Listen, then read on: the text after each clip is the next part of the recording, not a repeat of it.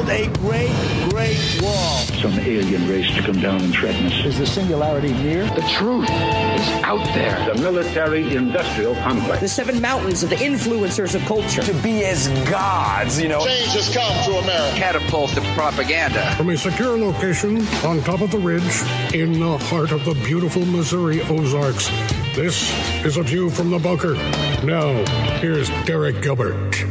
2018 is going to be a significant year in a lot of different ways. What is ahead for you? That will be some of what we'll discuss with our guest today as we welcome you to A View from the Bunker. I'm Derek Gilbert.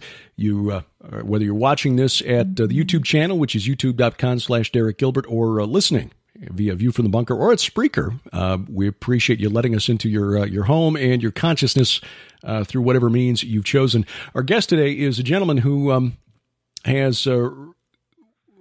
says he's glad to be alive because he didn't think he was going to live past the age of 40. And if you're watching the video, you'll see both of us now are, let's just say they don't ask us for ID at the grocery store anymore when we're picking up cold beverages, or at least wouldn't if that is something that we should happen to do.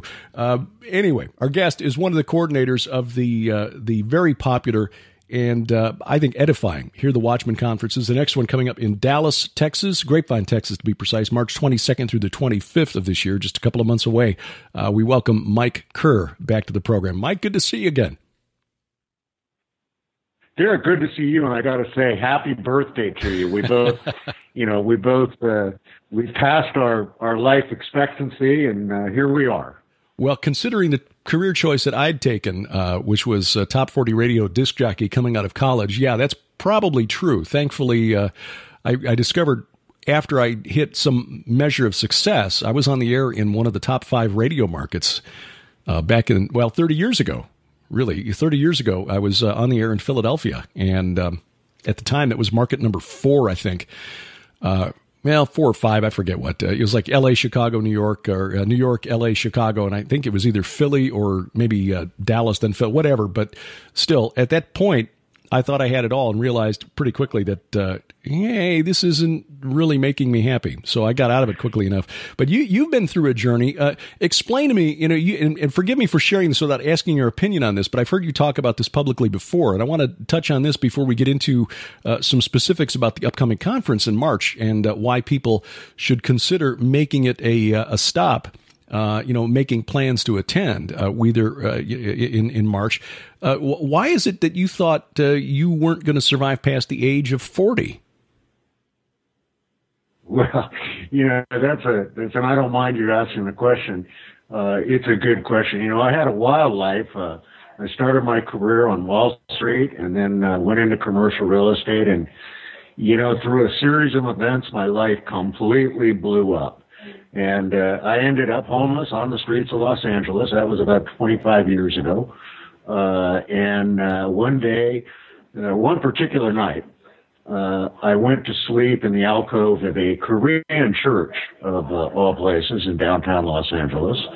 And that evening, some other homeless person stole my shoes and my socks. So that next morning, I woke up. And there I am in the streets of Los Angeles with no shoes, no socks, barefoot. And I walked near the train station and sat out in front of a very famous restaurant called Felipe's in downtown L.A. And I was just distraught, Derek. I mean, I was just at the end of my rope. And I prayed a very simple prayer. I said, God, kill me or save me. And I was fine with either decision he made. I was fine with it. And I sat there, and about 10 minutes later, a guy walked up to me and handed me a pair of sandals and flip-flops. And he said, I don't know why I put these in my car today, but it looks like you need them. And he handed them and he left. And I sat there, and about, another 15, 20 minutes later, I suspect, a man walked up to me and handed me a $5 bill. And he said, this $5 will change your life. And he says, I don't know why, I don't know how, but I know it will. And he walked away. And I wasn't begging or panhandling. I was just sitting there. And, by the grace of God, I took that $5 and I got on a bus and I rode down to Santa Monica, California, and got myself into a program there that turned my life around. And I really never looked back. There's been some hiccups along the road, like we all have. But here we are today. And that's why, there was a lot that went on. I mean, it was a long journey back. I had to go to jail for some issues that I had back then when I was home. And I spent about 6 months in the county jail. And, when I got back, my life just got better and better and better because when I was in jail, Derek, I finally got down on my knees on the floor of a dirty jail cell and finally repented to the Lord for everything. It wasn't one of those, I didn't say the prayer that he's so tired of hearing, which is, God, if you get me out of this one, I'll never do it again. Yeah. I just accepted what I had done. I accepted what I had done, and I got on my knees and truly repented. And not just like, well, I'm sorry, really went through my life and got clean with Jesus on the things that I was carrying such guilt over. And so that's why I say, Hear the Watchmen. When I got the message from the Lord, it was very clear. I had a vision, a dream one evening about putting on an event at a particular hotel, which you were at last year. It's the hotel in Boise, Idaho, the Riverside. And in that dream, the Lord said to me, gather my people. And that's it. I had no other direction. So Jeannie and I had gone to a conference in Bozeman, Montana, called the Whitestone Remnant Conference, and it changed our lives. Now, what's important for the listeners to know, or the viewers to know, is that at the time that we went to that conference, Jeannie was completely on board. She was awake, and I drove home from work one day and tried to pull under the garage, and there was a pallet in the middle of the garage, a solar generator, and a year's worth of food, and I'm like, well, what is this all about? And she said to me, I'm going to go to this conference in Bozeman, Montana, and the Hagmans are going to be there. And I didn't really even know who the Hagmans were. And Steve Quayle, and I thought he was really, that's all Jeannie ever talked about was the Hagmans and Steve Quayle and the New World Order and all this stuff. And I don't want to go. I said, I don't want to go. Where is it again? And she said, Bozeman, Montana. Well, I got to thinking, I love to fish. And, we live up in the mountains of Idaho now, and I spend all summer long, every chance I get, going fishing. So I thought to myself, Bozeman, some of the best trout fishing in the world is located just outside of Bozeman, Montana. So I told her, I'll go, but I'm going to go fishing. And I looked at the schedule. She was going to be busy from like 8 in the morning until 8 o'clock at night. I thought, this is perfect. I mean, she won't be bugging me like, are you done yet, or anything like that. And so I said, okay, well, I'm going to go. So we decided to drive up. We lived in Southern California at the time. And we drove up there. And when we got to the hotel that it was at, she had volunteered to help set up. And she said, will you just come in for a minute with me and meet some of these people? And so I said, well, that's fine, but just don't leave me alone. Just don't leave me standing there. And I'll hang out here for about 20 minutes, and I'm going to go to the hotel, and then I'm going to go find my fishing spots. And so we went in, and my wife. I mean, you met her. Within like maybe 2 minutes, she was off talking with people and helping out, and I'm left standing there, And so I'm looking around, wondering like what I'm supposed to do. And she had the key to the room, and so I didn't know where she was, and I'm just standing there. Well, all of a sudden, this guy walks in, and he's struggling, carrying all these books, and he's all by himself, and he's trying to set up his table. And I said, can I give you a hand with that? And he said, I'd really appreciate it. So we lay some books out on the table, and we bring all the boxes in from his car. And he says, look, I'll be back in about 20 minutes. Can you just sit here and watch my table? I said, yeah, sure, no problem. So I sat there, and all these people are coming up asking me about the books and which one's the best and all that. And I'm like looking at the back cover, and reading the synopsis. And Jeannie had a couple of books. And so I'm saying, well, here, this one, I know my wife really likes this one. Well, 20 minutes turned out to be about 2 hours. And by the time this gentleman came back, I knew everything about the books that he had on the table. And it turned out to be Steve Quayle. And I sat there with Steve the whole weekend, every break, helping him to sell his books and listening to him talk to people. And I never did go fishing. I attended all the sessions and then ended up getting baptized on Sunday by Pastor Langford and Steve Quayle. So if you're in one of those marriages where, you know, your husband might not feel or believe the same that you do, or your wife, you know, might not believe, tell them to come to Dallas and go shopping, because there's a big shopping center right across the street from the hotel that we have. Just get them there, because it's likely that once they get there and they feel the power in those rooms and they start meeting the people, that they too will become a true believer like I did. Right. That's one of the things that's really struck me over the last few years, is that not knowing what to expect the first time we attended one of these conferences, whether it was the first Future Congress back in I have to look at the wall. I've got a poster from one of the first conferences back in 2011, I think. And the first time that we attended Hear the Watchmen, which was a year ago, Dallas, not really knowing what to expect from the makeup of the people there. Once you get there and you find out that there is, you know, I don't know if using the word energy is right, because that sounds kind of new agey, but you feel the spirit that's there amongst the people, and you realize that the people who attend these conferences, contrary to what you might read from critics or skeptics of this type of conference, these are people who are intelligent. They're not they're not followers. They're seekers. They're hungry for information. But I think even more than that, they're hungry for the fellowship that comes from knowing there are other people out there like them who are trying to dig deeper into God's word and find out what it means, how to rightly divide, and just connect with other people who understand that we're in the middle of a supernatural battlefield. We're deployed on a battlefield in the middle of a war. And unfortunately, sadly, most American Christians don't recognize that fact, and just think of Jesus as some sort of cosmic life coach whose main job is to help us live our best life now. And I'm not using that book title to point a finger at any particular popular New York Times bestselling pastor, just, you know, pointing out, like, that runs so contrary to what Paul wrote. You know, if our hope in Christ is in this life only, we are the most miserable of men. The whole point is we're supposed to focus on the ultimate prize, the distant goal, not what's happening today.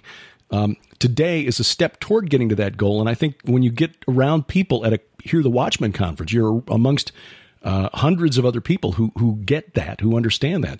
So when it came time to trying to fulfill this mission, or, well, let me back up a step. When did you recognize that this was your calling? I mean, you went to Bozeman to go fishing. You wound up basically running Steve Quayle's book table. How did that translate into running your own conference? Well, you know, it's interesting. It's because we all have different walks. You know, when we come back, I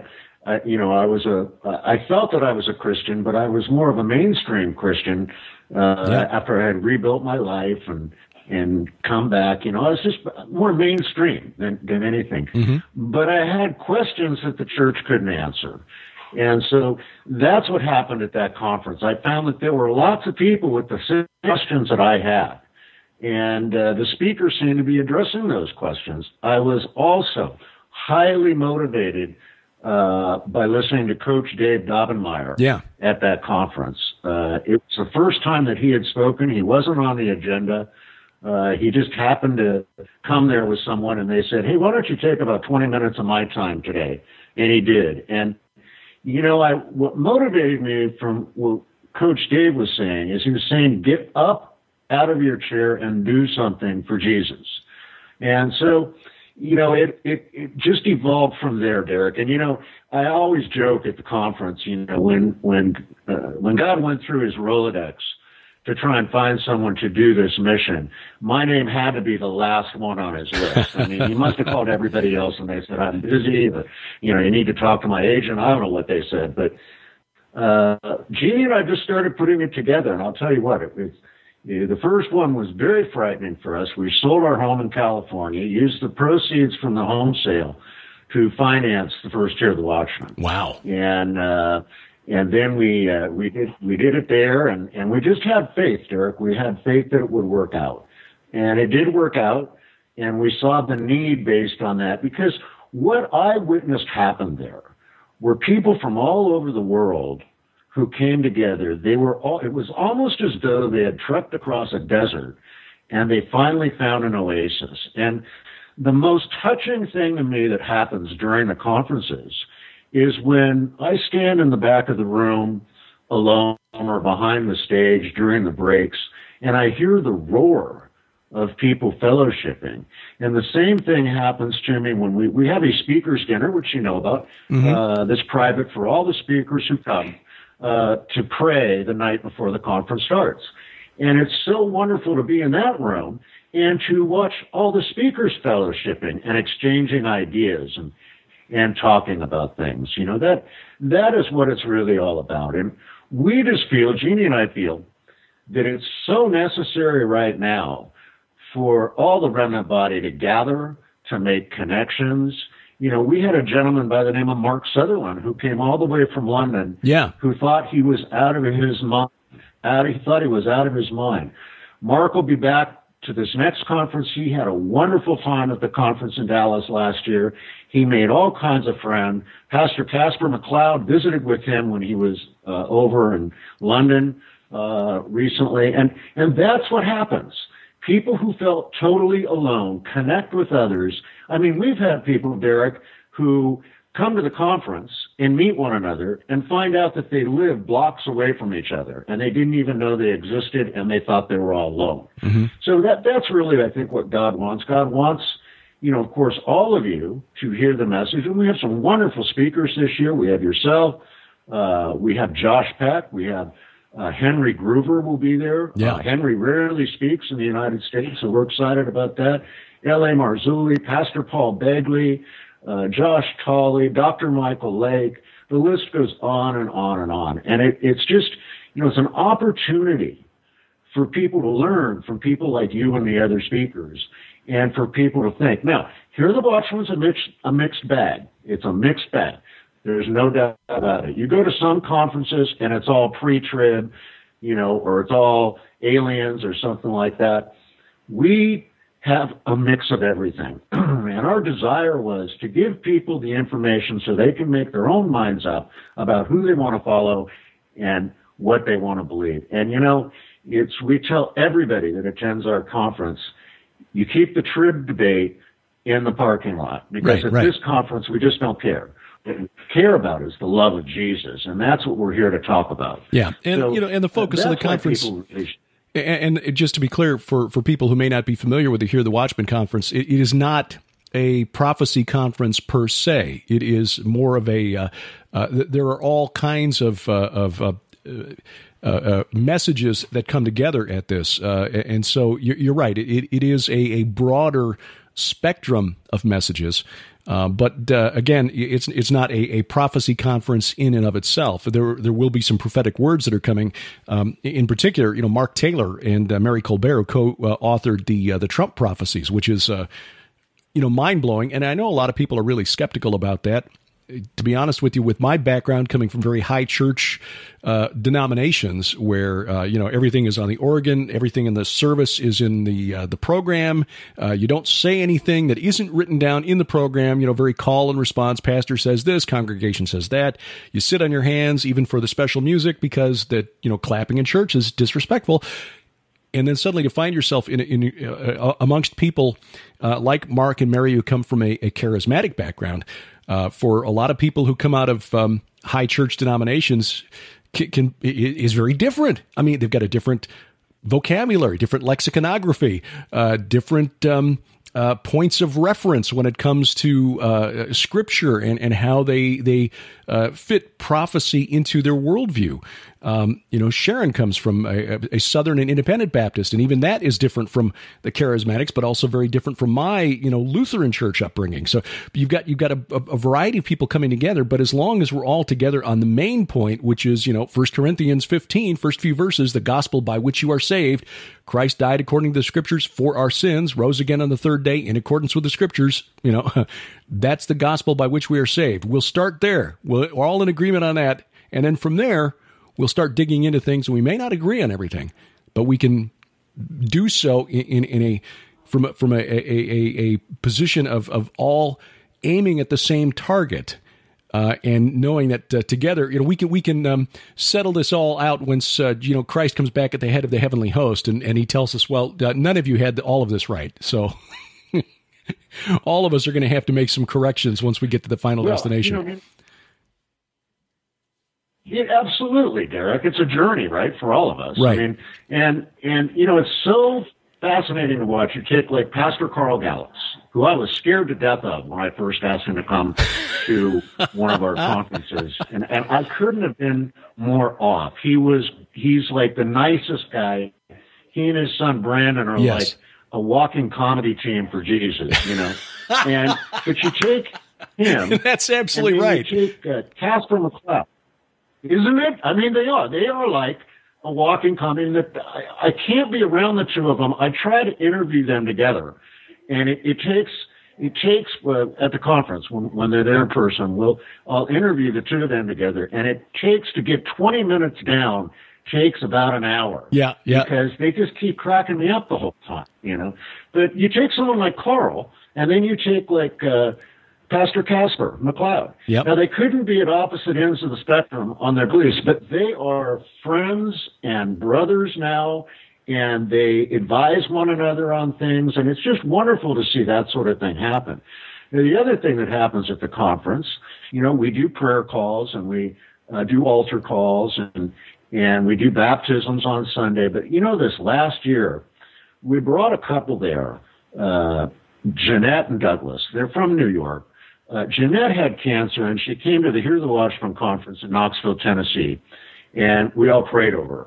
She went back, and her cancer went into remission. Between Knoxville and last year's Dallas, things took a turn for the worse for her, and so they couldn't afford to come out to the conference. So all of us, the speakers and Jeannie and I, we all took up a little collection, and we were able to fly them to the conference and get them a hotel room so that they could enjoy the 3 days, and we wanted to pray over her. Well, the night of the speaker's dinner, I went outside the restaurant for a second, into the hallway, and they happened to walk by, and I said, hey, stand right here for a second. I went back in, and I got Pastor Begley and his wife, Heidi. Heidi had a prayer blanket that she had made for Jeanette. We came out right there in the hallway of the hotel. Pastor Begley prayed over Jeanette, and it was just a very touching morning. Now, as you know, things at the conference get very busy. I did not see them until Sunday evening at the conclusion, when we had closed everything down. Jeannie and I went with Pastor Casper McLeod and one of his friends to have dinner there in the hotel. And in walks Douglas and Jeanette. Now, when I saw Jeanette before that speaker's dinner, I thought, I don't know if she'll make it through this conference. I mean, she just looked ashen gray and weak, and I didn't know how she was going to do it. When she came into that restaurant that night, her skin was pink. She had a big smile on her face. She had energy. And we all looked at her and said, Jeanette, this is a miracle. And her husband, Doug, started crying. And he said, she hasn't felt this good in a year. And she's told me she was going back to the doctor when they got home on Monday, and she let me know how it went. Sure enough, like 2 or 3 days later, not only did she email me to tell me that her cancer was completely in remission, she sent me all the test results from what the doctor, the doctor's tests. And she said the doctor has never seen anything like this. He said he has no explanation for it. But we know the explanation. Yeah, we know what happens. I mean, that's what God does. He restores us. I mean, look, if you can take a guy who was homeless on the streets with no shoes and no socks, and you can offer him the redemption that the Lord offered me, and then ask him to lead conferences that would usually have 1,000 people in attendance across the country, and put him in touch with people like Burke and Sharon Gilbert and Josh Peck and Henry Groover and all these people that are now my dear friends. I mean, that's the way the Lord works. And that's what happens at Hear the Watchmen. I mean, you see miracles like that happen over and over. We've had one couple got engaged. The kid came up to me and asked me if he could ask his girlfriend to marry him in Knoxville. They came back last year to Dallas, married. They're coming back, I think, this year, Lord willing, with their first child in tow. You know, all as a result of being at the Hear the Watchmen Conference. We had another marriage happen. We've had marriages restored. Just amazing things that have gone on at the conference. And you've been a witness to a lot of that. Yeah. It's really remarkable.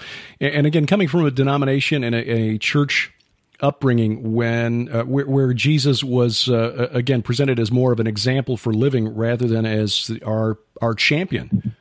Our dread champion in this war against the spirit realm, it's adjusted my worldview, and that I think has really helped a lot. Sharon will vouch for this, that my walk has changed considerably over the 20 years that we've known one another. By the time this airs, we will have just celebrated our 20th anniversary.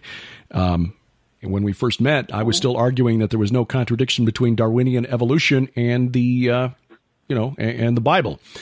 I have since reversed course on that, but beyond that, it was realizing that we don't need to try to take our faith and fit it into science, because science somehow trumps what we've been taught. I mean, the spirit realm. I mean, it's been an interesting journey as I've realized that begun to realize how much I was indoctrinated into a positivist worldview. And positivism is simply a fancy word that means a belief that science is the only accurate tool for finding truth. And of course, we know from Scripture that Jesus is truth with a capital T, the truth, the life, and the way. And again, attending a conference like this, you're around other people who are intelligent and rational and well-adjusted, productive members of society who already get that. So, I'm playing catch-up. Sharon is way ahead of me on this. I'm playing catch-up, and so I'm just honored to be a part of this this gathering and contributing in a small way to this sort of thing. One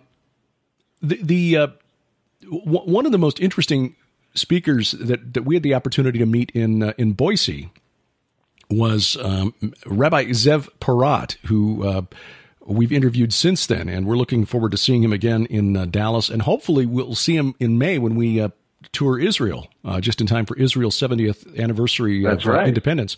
Zev Porat, what is it about him and his unique walk that makes him a valuable addition to the speakers lineup at Hear the Watchmen? Well, Zev is an amazing man. I mean, he's filled with the Lord. But what Zev brings Zev was raised to become a rabbi. His entire family, all the men in his family were rabbis. When he started when he followed the faith and did all the things and went all to the right schools over there, but he never felt the connection. And when he converted, when he became Christian, his family ostracized him. Yeah. They wouldn't have anything to do with him. But what is interesting with Zev is he brings that perspective of that journey and that salvation. And, Zev goes out into the streets of Israel and preaches the gospel. And, I mean, he's been attacked. He's been called names, and he doesn't care. He just keeps going. He's actually even gone to China and in the underground in China to preach there, where he was followed the entire time he was in China. He was followed by the secret police and all that, and he doesn't care. He's one of the few men I've met, somewhat like Henry Groover, actually, who when you talk to him, you just know he totally trusts the Lord. He totally has faith and trust no matter what he does or where he goes. And he's just an amazing speaker. You heard him in Boise. I mean, he brought the roof down in that conference, and he's just a wonderful guy, wonderful man, and you know, he's kind enough. We're on a very tight budget with Hear the Watchmen. He doesn't ask us to pay for his airfare or anything. He flies himself from Israel over here. He tried to pay us for his hotel room the last time he was here. The guy he is so humble. And I was actually introduced to him by Carl Gallup. That's how I got to meet. And Carl sent me an email one day and said, you should think about this guy to be your one of your speakers. And I was like, I don't even know who this guy is, you know. And so I interviewed him on my show, on my YouTube channel, and we immediately bonded.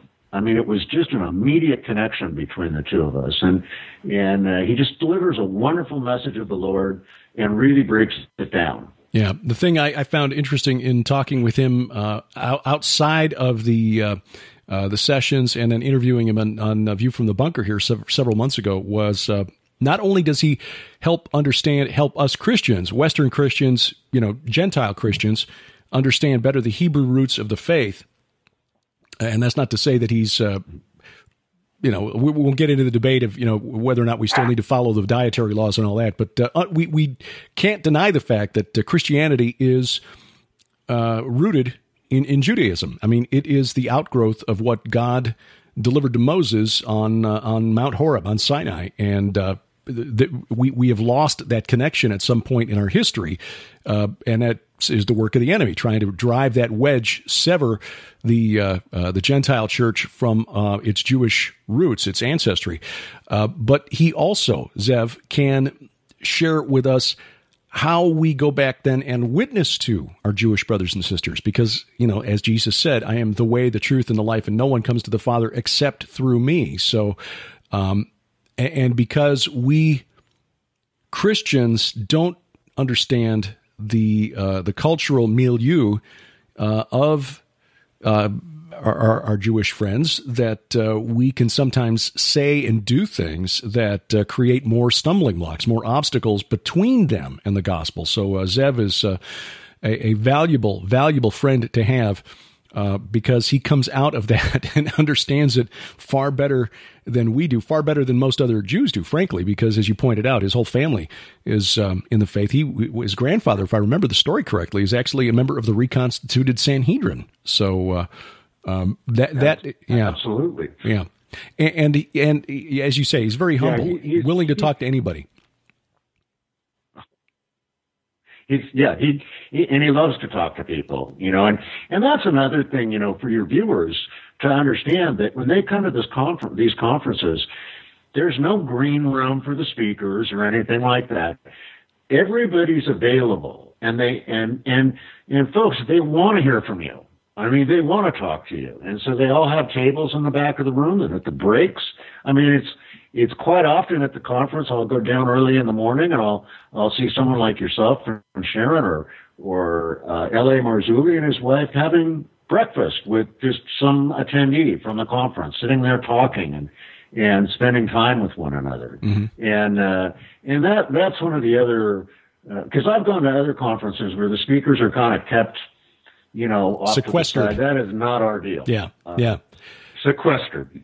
That's not our deal. We encourage everybody to come up and meet their favorite speaker and meet the other speakers. You know, one of the best compliments that I ever received was a guy came up to me and he said, you know, I've never agreed with anything L.A. Marzulli said, but you know, when I sat there and listened to him today, he really made me think. And you know, if that's what we can do at the conferences, if we can present people who they get people to think, you know, to spark something in their mind, which is what happened to me in Bozeman, Montana, is the candle was lit. Once I went to that conference, the candle was lit, you know, and it hasn't gone out yet, and I don't believe it'll go out until, you know, the day I go to the next life. But it's just, it's so touching to watch these things happen and to watch you guys as speakers. I mean, it's very touching to me because I've come to know all of you. You're like family to us, to Jeannie and I. And, when we see all of you getting all the people coming up and talking with you, it makes up for, let's face it, there's some trolls out there. I know people find that hard to believe, but there are a couple of them out there that attack you and me and everybody else. It's just so nice to see, you guys enjoying time with the people who actually listen and appreciate what you do. Yeah, and it's not about... It's something else. And I was going to say, it's not about feeding our egos or anything like that. It's I speaking for myself. I gather. For a long time, I'd figured out that what I inherited from my dad is a desire to understand how things work. Dad was an engineer. Now, I didn't get those genes. I'm not an engineer. That's my sister. She's actually a tire mold designer for Michelin, believe it or not. But a desire to figure out why things work and how they fit together. And that's what's led me into all the research I've been doing for the last couple of years. On, for me, a fun Friday night is finding a new paper on ancient Mesopotamian cosmology. Couldn't sleep the other night, Mike, and I actually wound up spending a couple hours in the middle of the night reading a book about the cult of Molech. Do I know how to have a good time or what? But from my mother, I've just yeah, I know. You can't stop me. You can only slow me down. But what I've inherited from my mother, who was a school teacher at a one-room schoolhouse in North Dakota before she packed up and moved to Chicago because she didn't want to be a farmer's wife, I guess. In North Dakota, I can understand that. The winters there are kind of rough, as just being west of there. But from her, I guess I've inherited a desire to share the knowledge, I guess a spirit of a teacher's heart, if you will. So for me, that's why I enjoy going to these conferences, because once you get me started talking about this stuff, good luck shutting me up. So that's why I appreciate these things. It's perfect. Yeah. It's perfect because you have 3 days that you can talk with people and see people around, and there's plenty of time. And I want to tell you folks, you want to get this book. He's not kidding. This is Derek Gilbert and Josh Peck, The Day the Earth Stands Still. I'm telling you, it's a fascinating read. He'll have that book with him at the Hear the Watchmen Conference, and I bet if you asked him, he'd autograph it for you. More than likely. And I'll be talking about that. That'll be the topic that I'll be talking about during my presentation, the strange connection between the modern ancient aliens theory and the horror fiction author H.P. Lovecraft and the occultist Aleister Crowley. They all fit together. Wow. Yeah, you can draw a direct link from Crowley through Lovecraft to Eric von Daniken and Chariots of the Gods, and I'll show how that all fits together, and then we'll also tie it into Bible prophecy. It's really strange. That's all there in the book. And of course, Josh, who will be conducting a workshop there, he did some fantastic work on that book as well, especially regarding the release of email from Hillary Clinton's campaign chair, John Podesta, and the contacts that the late Dr. Edgar Mitchell, sixth man on the moon, was trying to make to get to President Obama to share 0-point energy and other technology from aliens. So, yeah, it's kind of mind-boggling, the stuff that was going on there. But let's get into specifics, Mike. Well, a couple things. First of all, you host a program, and I should have mentioned this right up at the front of the program, my program here, a video program, vidcast, if you will, Hear the Watchmen Journey. And many of the people who speak at Hear the Watchmen are guests on the Hear the Watchmen Journey. So if people want to find out specifically or learn a little bit more about a lot of the speakers, they can just go to your program and watch the program that you produce from, well, where you're sitting right now. Where do people find that? They just go to, all you really have to do is Google Hear the Watchmen, MEN, YouTube, and it'll come right up. It'll be the first thing that hits. It's Hear the Watchmen Journey.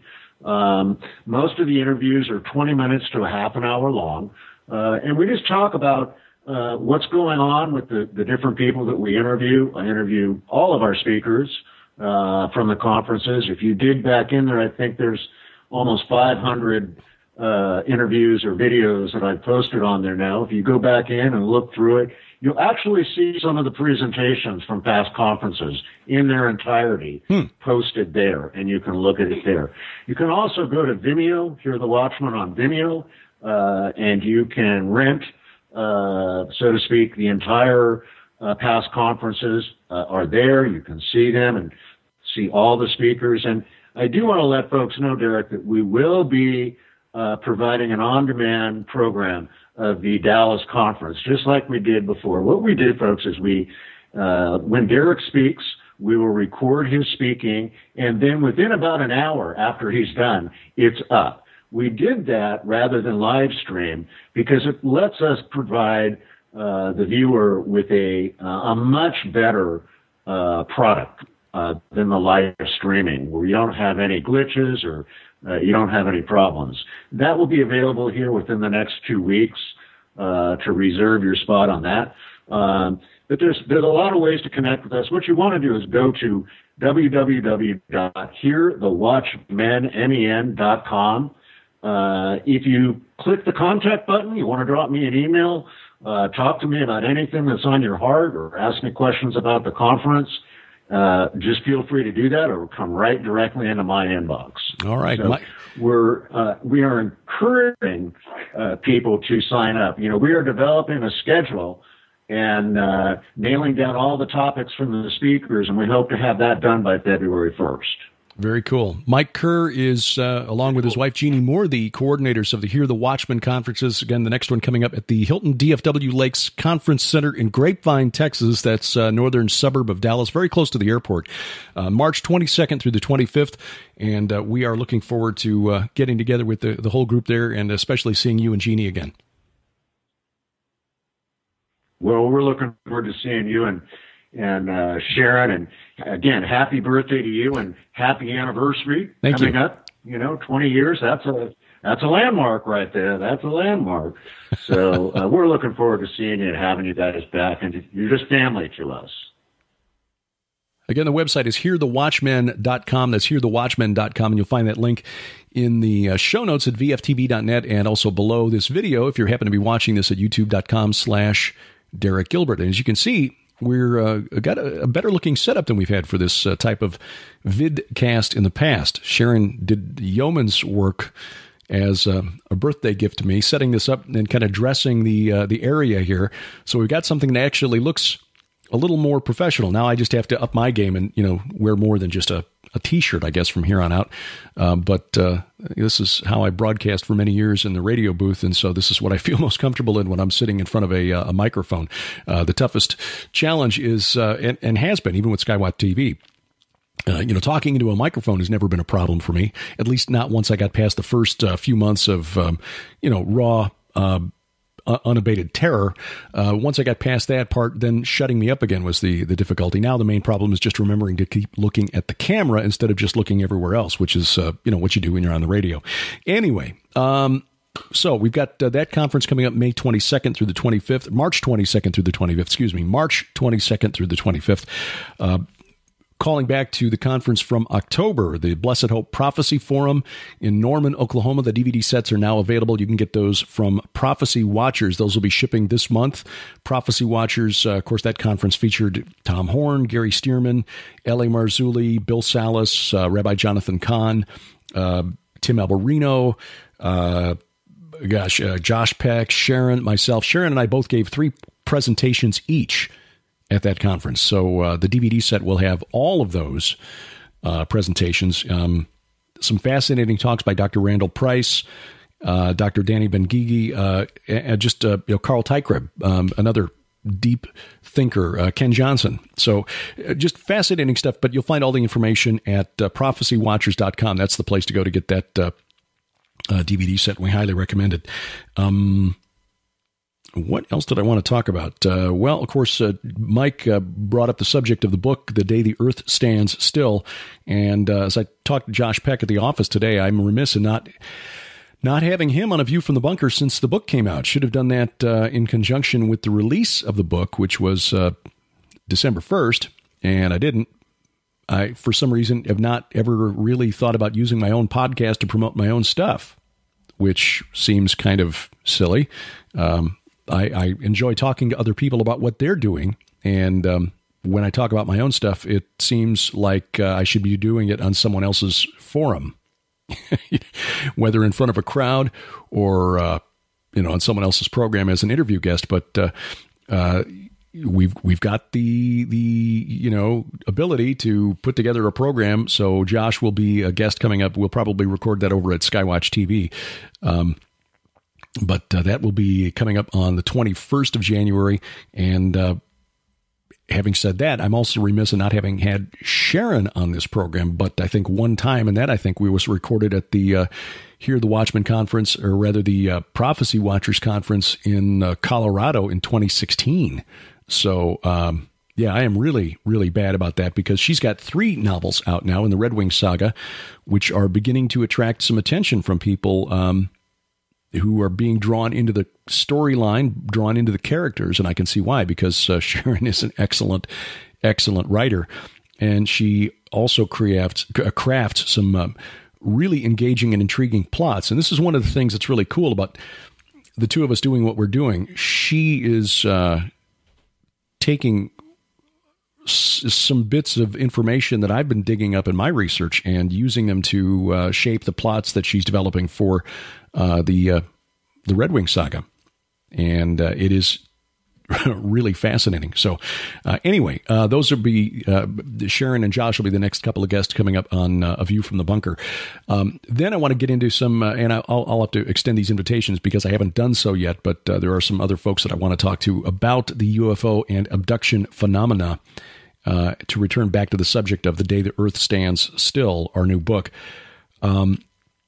The package still being offered by Skywatch TV. You'll find that at skywatchtvstore.com. That includes Mike Heiser's 2 novels, The Portent and The Facade, Josh's book, Unraveling the Multiverse, which is updated and revised editions of Quantum Creation and Cherubim Chariots, all in one volume. So some good stuff there. Plus the DVD interviews that we conducted down in Roswell, or DVDs of the interviews we conducted down in Roswell last July at the UFO Festival.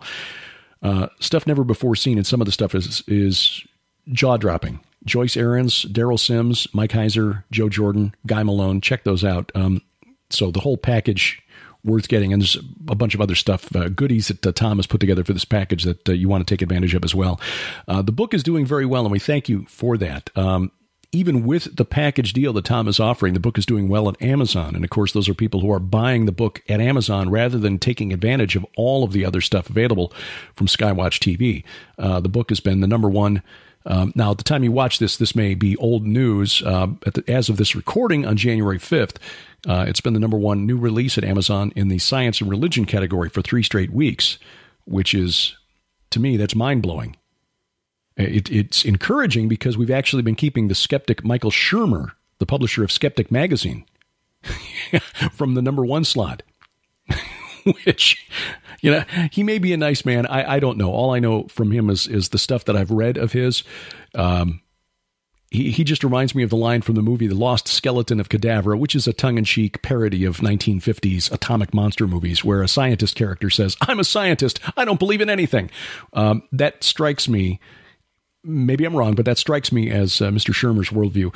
And so anyway, probably not a Christian response, but I do find it amusing that The Day the Earth Stands Still is keeping his new book out of that number 1 new release slot.